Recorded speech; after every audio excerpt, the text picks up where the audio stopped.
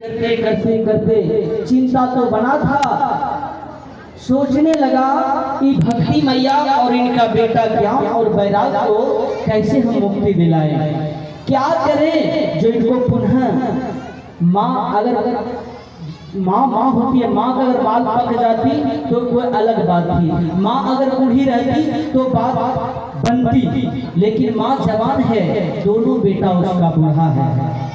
यही बात सोचते सोचते नारद जी कहाँ चले गए? हरिद्वार। हरिद्वार में खोजते खोजते खोजते खोजते भ्रमण करते हुए हरिद्वार के सबसे ऊंची चोटी पर पहुंच गए। वहीं पर ब्रह्मा जी का 4 पुत्र सनक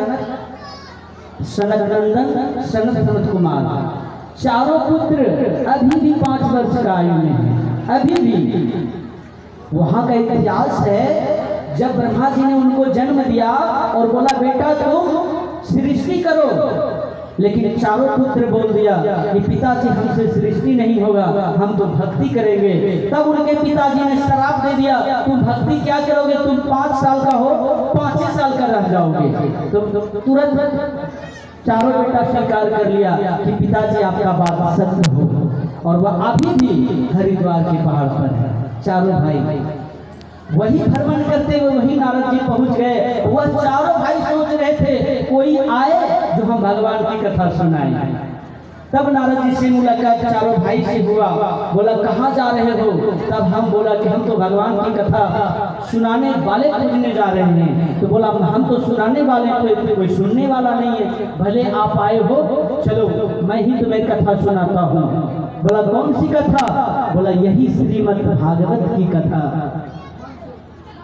तब नारद जी ने चारों भाइयों को बोला कि अब भागवत की कथा सुनाकर किनको किनको मुक्ति मिलता है। तब वो सारा कथा सुनाया। इनके बाद बोला कि वृंदावन में एक मैया भक्ति मैया है, उनका बेटा ज्ञान और वैराग है, क्या ये कथा से ठीक हो सकती है? बोला बिल्कुल ठीक हो सकता है, बिल्कुल ठीक हो सकता है। बोला कैसे? तो बोला आप क्या क्या प्रयास किए? बोला हम गीता का पाठ पढ़ किए, महामृत्युंजय का पाठ पढ़ दिए, वेद का ज्ञान दिए, लेकिन कोई असर नहीं पड़ा। बोला कोई बात नहीं, सबका सार श्रीमद् भागवत कथा है, आप उनको बुलाओ, हम भागवत की कथा सुनाएंगे, दोनों का दोनों ठीक हो जाएगा। उसी समय नारद जी ने भक्ति मैया को सूचना दिया, और भक्ति मैया ज्ञान वैराग और नारद जी, मात्र 4 व्यक्ति सुनने वाला था, और सुनाने वाले कितने? सुनाने वाले भी 4 था। चारों भाई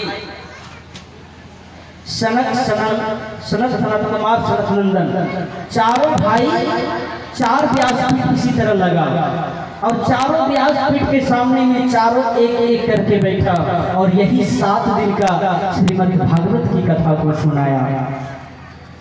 और जैसे 7 दिन का श्रीमद् भागवत की कथा सुनाया, माँ का जिस तरह भक्ति का जिस तरह क्रंचन शरीर था, उसी तरह उनका बेटा ज्ञान और वैराग का भी हो गया।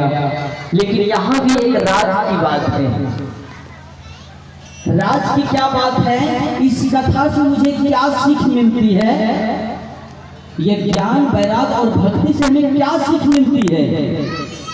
देखो भैया, अगर आप वृंदावन जाओगे ना, वहाँ पर भक्ति बहुत अधिक है। सब कोई कहीं जहाँ भी जाओगे, कोई घंटी नहीं रखता। वहाँ के रिक्शे वाले में भैया राधे राधे, साइकिल वाले में भैया राधे राधे, सारे गाड़ी वाले राधे राधे राधे राधे करते हैं। तो मैया राधे राधे तो उसकी जुआ से निकल रही है, तो भक्ति तो है, लेकिन ज्ञान और वैराग बिल्कुल नहीं है। इतना घमंड में सब चूर रहता है वहां पर, अपने आप को सब बलवान समझता है, सब ज्ञानमान समझता है। इसीलिए वृंदावन में भक्ति जीवित है और ज्ञान और वैराग दोनों बुरा हो गया है। और वह बात वृंदावन में नहीं है, आपके गांव में भी है, आपके मंदिर में भी है। बहुत सारे भक्त यहाँ पर पूजा करने आते हैं, लेकिन कोई भक्त का अगर कोई सामान लेकर पूजा कर ले तो देखो क्या कर देता है वो भक्त, महाभारत शुरू कर देता है। तो भक्ति तो हुई क्योंकि वो पूजा करने आया तो उसके अंदर भक्ति जगा, लेकिन उसकी माचिस ले लो या अगरबत्ती ले लो, देखना तुमको तुम्हारे ऊपर कैसे टूट पड़ेगा। नहीं हम पूजा कर लिया पहले होता है ना गाँव घर में। तो बताओ भक्ति तो सबके अंदर है, ज्ञान और वैराग्य है, यानी सहन शक्ति है। मान लिया जाए माचिस ले लिया तो सोच लेता ले लिया तो ले लिया, लेकिन वैसा नहीं हो रहा है। बात को समझ में आ रही है? हमारी कथा समझ रहे हैं आप लोग? समझ में आ रही है मैया? पीछे वाली मैया को समझ में आ रही है?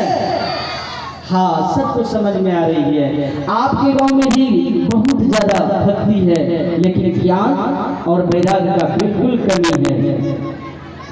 मैं इस कथा से ही महसूस किया, इस कथा से ही हमें महसूस हुआ अपने गांव की बात। एक भैया तैयारी कर रहे हैं, दूसरे चढ़ बढ़ के कर रहे हैं, अच्छी बात है, लेकिन एक कर रहे हैं तो पूरा भाव से कर रहे हैं, एक कर रहे हैं तो मुझसे भी ज्यादा।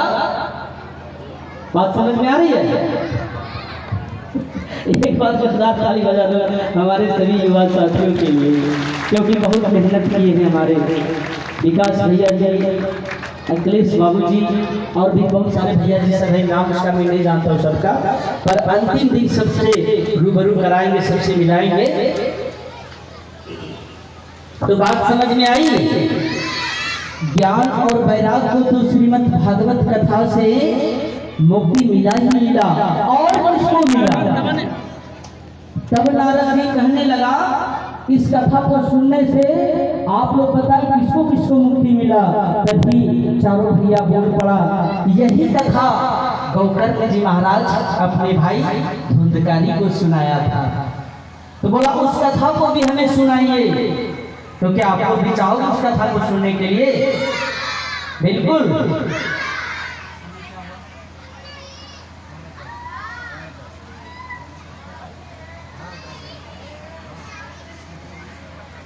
चलो तो भजनों देना था बाबा। देखो भैया, मैं तो समय से आता हूँ यहाँ पर, आप लोग विलम्ब से आते हो तो इसमें मेरा कोई गलती नहीं, क्योंकि आपके कथा का समय है 5 बजे से 8 बजे तक। इनके बाद 15 तारीख से 19 तारीख पुनः मेरा राधिका गोरी से विरज की छोरी से, राधिका गोरी से विरज की छोरी से